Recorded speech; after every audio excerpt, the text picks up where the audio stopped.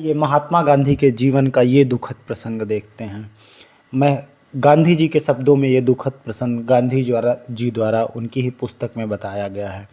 मैं कह चुका हूँ कि हाई स्कूल में मेरे थोड़े ही विश्वास पात्र मित्र हैं। कहा जा सकता है कि ऐसी मित्रता रखने वाले दो अलग अलग समय में रहे हों। एक एक का संबंध लंबे समय तक नहीं टिका। यद्यपि मैंने उस मित्र को छोड़ा नहीं, मैंने दूसरे की सोहबत की, इसलिए पहले ने मुझे छोड़ दिया। दूसरी सोहबत मेरे जीवन का एक दुखद प्रकरण है। यह सोहबत बहुत वर्षों तक रही। इस सोहबत को निभाने में मेरी दृष्टि सुधारक की थी। इन भाई की पहली मित्रता मेरे मझले भाई के साथ थी। वे मेरे भाई की कक्षा में थे। मैं देख सका था कि उनमें कई दोष हैं, पर मैंने उन्हें वफादार मान लिया था। मेरी माताजी, मेरे जेठ भाई और मेरी धर्मपत्नी, तीनों को यह सोहबत कड़वी लगती थी। पत्नी की चेतावनी को तो मैं अभिमानी पति क्यों मानने लगा। माता की आज्ञा का उल्लंघन मैं करता ही ना था। बड़े भाई की बात मैं हमेशा सुनता था, पर उन्हें मैंने यह कहकर शांत किया कि उसके जो दोष आप बताते हैं मैं उन्हें जानता हूँ। उसके गुण जो आप जानते नहीं हैं वह मुझे गलत रास्ते पर नहीं ले जाएगा, क्योंकि उसके साथ मेरा संबंध उसे सुधारने के लिए है। मुझे यह विश्वास है कि अगर वह सुधर जाएगा तो वह बहुत अच्छा आदमी निकलेगा। मैं चाहता हूँ कि आप मेरे विषय में निर्भय रहें। मैं नहीं मानता कि मेरे इस बात से उन्हें संतोष हुआ, पर उन्होंने मुझ पर विश्वास किया और मुझे मेरे रास्ते पे चलने दिया। बाद में मैं देख सका कि मेरा अनुमान ठीक नहीं था। सुधार करने के लिए भी मनुष्य को गहरे पानी में नहीं बैठना चाहिए।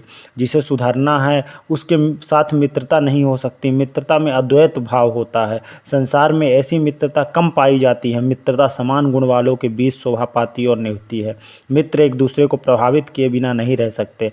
अतएव मित्रता में सुधार के लिए बहुत कम अवकाश रहता है। मेरी राय कि घनिष्ठ मित्रता अनिष्ट है, क्योंकि मनुष्य दोषों को जल्दी ग्रहण कर लेता है। गुण ग्रहण करने के लिए प्रयास की आवश्यकता है। जो आत्मा की ईश्वर की मित्रता चाहता है उसे एकाकी रहना चाहिए अथवा समूचे संसार के साथ मित्रता रखनी चाहिए।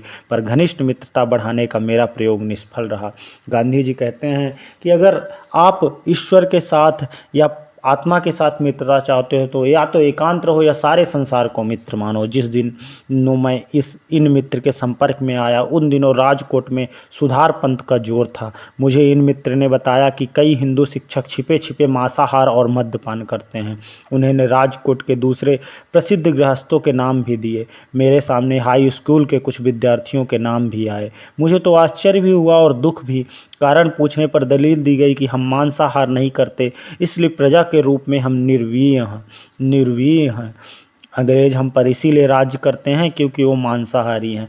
मैं कितना मजबूत हूँ और कितना दौड़ सकता हूँ सो तुम जानते ही हो। इसका कारण भी मांसाहार है। ऐसी दलील गांधी जी को दी गई उनके मित्र द्वारा कि मांसाहार के करने की प्रेरणा देते हुए उनके मित्र उस समय जो बिना कारण ही गांधी जी ने उन्हें अपने मित्र को सुधारने के लिए उनके साथ मित्रता की थी, तो उनके द्वारा ये दलील मांसाहार के पक्ष में दी जाती है। मांसाहार को फोड़े नहीं होते। आगे वो कहता है, मांसाहार को फोड़े नहीं होते, होने पर झट अच्छे हो जाते हैं।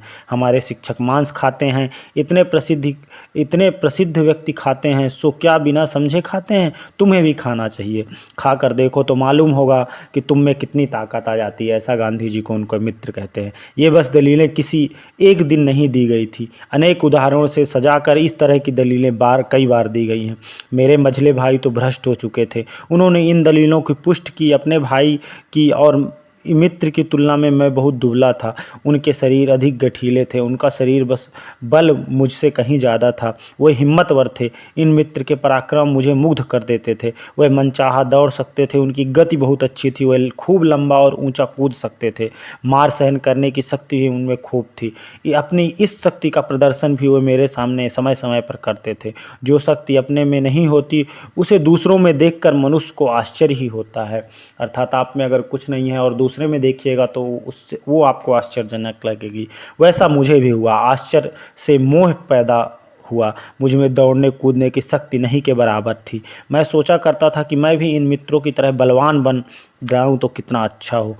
इसके अलावा बहुत डरपोक था। चोर, भूत, सांप आदि के डर से घिरा रहता है। गांधी जी अपने बारे में बताते थे कोई विभिन्न प्रकार के डरों से घिरे रहते थे। ये डर मुझे खूब हैरान करते थे। रात कहीं अकेले जाने की हिम्मत नहीं थी। अंधेरे में तो मैं कहीं जाता ही ना था। दिए के बिना सोना लगभग असंभव था। पास में सोई हुई और कुछ सयानी बनी हुई पत्नी से भी अपने इस डर की बात मैं कैसे करता। मैं समझ चुका था कि यह मुझसे ज़्यादा हिम्मत वाली है और इसलिए मैं शर्माता था। गांधी जी जानते थे कि उतनी उनकी पत्नी काफ़ी हिम्मत वाली है, लेकिन वो काफ़ी डरपोक किस्म के इंसान थे। पर वो अपने अहम भाव के कारण उस समय अपनी पत्नी को ये सब बातें नहीं बताते थे और शर्माते थे। सांप आदि से डरना तो वह जानती ही ना थी। गांधी जी की पत्नी निर्भय थी और उस सांप वगैरह से बिल्कुल नहीं डरती थी। अंधेरे में वह अकेली चली जाती थी। मेरे ये मित्र मेरी इन कमजोरियों को जानते थे। मुझसे कहा करते थे कि वह तो जिंदा सांपों को भी हाथ से पकड़ लेते हैं, चोर से भी कभी नहीं डरते, भूत को तो मानते ही नहीं। उन्होंने मुझे समझाया कि यह सारा प्रताप मांसाहार का है। अर्थात गांधी जी के जो मित्र भय से बिल्कुल दूर थे, ना तो भूत से डरते थे जिससे कि गांधी जी डरते थे, ना सर्प से डरते थे जिससे कि गांधी डरते थे, वो उनके दोस्त उन्हें गांधी जी को कहते थे कि ये सब मांसाहार का प्रताप है। उनके इन्हीं दिनों नरबंद का नीचे लिखा पद स्कूलों में गाया जाता था। अर्थात ये पद जो मैं सुनाने जा रहा हूँ ये गाया जाता था। अंग्रेजी राज्य करे, देसी रहे दवाई, देसी रहे दवाई, जोने बेना शरीर भाई, पेलो 5 हाथ पूरो पूरो 50 ने। इन सब बातों का मेरे मन पर पूरा पूरा असर हुआ। मैं पिघला। मैं यह मानने लगा कि मांसाहार अच्छी चीज़ है, उससे मैं बलवान और साहसी बनूंगा। गांधी जी ऐसा मानने लगे थे। समूचा देश मांसाहार करे तो अंग्रेज़ों को हराया जा सकता था। ऐसी भ्रांतियाँ फैलाते थे लोग जो मांसाहार के प्रेमी थे कि अगर आप लोग मांसाहार करिए तो अंग्रेज़ों को हराया जा सकता है। इस आरंभ का अर्थ पाठक समझ नहीं सकेंगे। गांधी परिवार वैष्णव संप्रदाय का है। माता पिता मांसाहार शुरू करने का जब दिन निश्चित हुआ कि अर्थात इस दिन में मांसाहार किया जाएगा और दोस्तों के साथ मिलकर गांधी जी ने दिन निश्चित किया, तो इस निश्चय का सब लोग महत्व तो नहीं समझ सकते। तो गांधी जी बताते हैं ऐसा क्यों निश्चय हुआ कि किसी एक विशेष दिन में मांसाहार किया जाएगा। क्योंकि गांधी परिवार वैष्णव संप्रदाय का है। माता पिता बहुत कट्टर वैष्णव माने जाते थे। हवेली में अर्थात वैष्णव मंदिर में हमेशा जाते थे।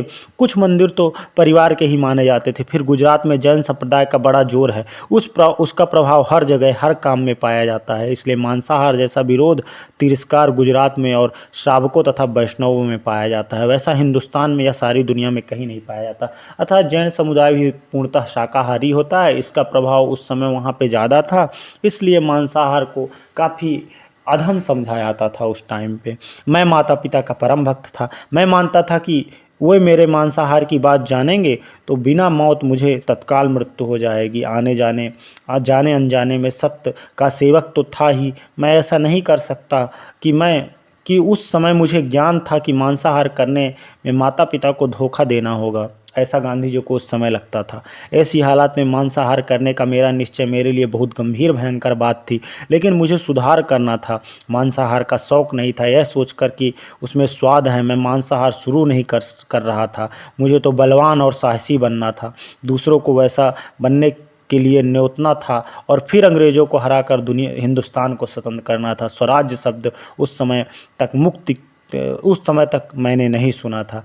अर्थात गांधी जी कहते हैं कि मेरे साथ मांसाहार शुरू करने के लिए ये घटनाएं हुई कि मैं अंग्रेज़ों को हराना चाहता था। ऐसा मेरे मित्रों द्वारा कहा गया कि जो लोग मांसाहार करते हैं वो मजबूत होते हैं। तो अंग्रेज़ बोले, वो मित्र मेरे बोले कि तुम भी मांसाहार करो और तुम भी मजबूत हो जाओगे। फिर हम जब मजबूत रहेंगे तो अंग्रेज़ों को जल्दी से हरा पाएंगे, क्योंकि अंग्रेज़ मांसाहार करते हैं इसलिए मजबूत है। ऐसी तरह तरह की विभिन्न प्रकार की भ्रांतियाँ गांधी जी को उस समय दी गई।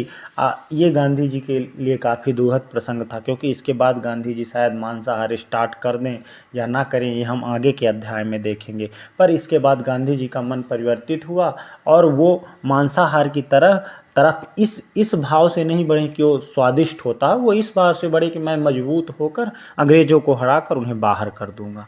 आगे के अध्याय में हम आगे की कहानी जानेंगे। धन्यवाद।